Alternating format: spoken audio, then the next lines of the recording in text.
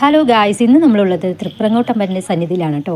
പരശുരാമൻ പ്രതിഷ്ഠ നടത്തിയ 108 ശിവക്ഷേത്രങ്ങളിൽ പ്രധാനപ്പെട്ട ഒന്നാണ് ഈ തൃപ്രങ്ങോട്ട് മഹാദേവ ക്ഷേത്രം. 18 പുരാണങ്ങളിലെ മാർക്കണ്ഡേയ പുരാണത്തെക്കുറിച്ച് നിങ്ങൾ കേട്ടിട്ടുണ്ടോ? ആ കഥയാണ് ഈ തൃപ്രങ്ങോട്ട് മഹാശിവക്ഷേത്രത്തിന്റെ ഉത്ഭവത്തിന് ആധാരം. ശിവഭക്തനായിരുന്ന മാർക്കണ്ഡേയൻ തന്റെ 16ാമത്തെ വയസ്സിൽ താൻ മരിക്കുമെന്ന യാഥാർത്ഥ്യം തിരിച്ചറിഞ്ഞതോടെ തൊട്ടടുത്തുള്ള തിരുനാവായ നാവാമുകുന്ദ ക്ഷേത്രത്തിൽ അഭയം പ്രാപിച്ചു. അവിടെ വെച്ച് നാവാമുകുന്ദൻ കാലിൽ നിന്ന് രക്ഷ നേടാൻ ഒരു ഉപായം പറഞ്ഞു കൊടുത്തു. നേരെ തൃപ്രങ്ങോട്ട് ശിവക്ഷേത്രം ലക്ഷ്യം വെച്ച് നീങ്ങുക. യാത്രാമധ്യേ കാലൻ ആക്രമിക്കാതിരിക്കാൻ തന്റെ കൈവശം 12 കല്ലുകളും നാവാമുകുന്ദൻ നൽകി. യാത്രാമധ്യേ കാലൻ അടുത്തെത്തിയെന്ന് തോന്നിയപ്പോൾ മാർക്കണ്ഡേയൻ കല്ലുകളിൽ നിന്ന് സ്വയം രക്ഷ നേടി. കല്ലുകൾ തീർന്നപ്പോഴേക്കും മാർക്കണ്ഡേയൻ തൃപ്രങ്ങോട്ട് എത്തിയിരുന്നു. ക്ഷേത്രത്തിന് മുന്നിൽ നിന്നിരുന്ന കൂറ്റൻ ആൽവൻ മാർക്കണ്ഡേയന് വഴി നൽകാനായിട്ട് രണ്ടായി പിളർന്നു. ഉടൻ തന്നെ മാർക്കണ്ഡേയൻ അവിടെ കണ്ട ശിവലിംഗത്തിൽ അഭയം പ്രാപിച്ചു. തന്നെയും ശിവലിംഗത്തെയും കയറുകൊണ്ട് വലിക്കാൻ ഒരുങ്ങിയ കാലനെ ശിവലിംഗത്തിൽ നിന്നും പ്രത്യക്ഷനായ സാക്ഷാൽ പരമശിവൻ തന്റെ തൃശൂലം കൊണ്ട് വധിക്കുകയുണ്ടായി. അതിനുശേഷം മാർക്കണ്ഡേയനെ എന്നും 16 വയസ്സായിരിക്കട്ടെ എന്ന് അനുഗ്രഹിച്ചതിന് ശേഷം തന്റെ തൃശൂലം തൊട്ടടുത്തുള്ള കുളത്തിൽ പോയി കഴുകി. ആ കുളം ഇന്നും അവിടെ സംരക്ഷിക്കപ്പെട്ടിരിക്കുന്നു.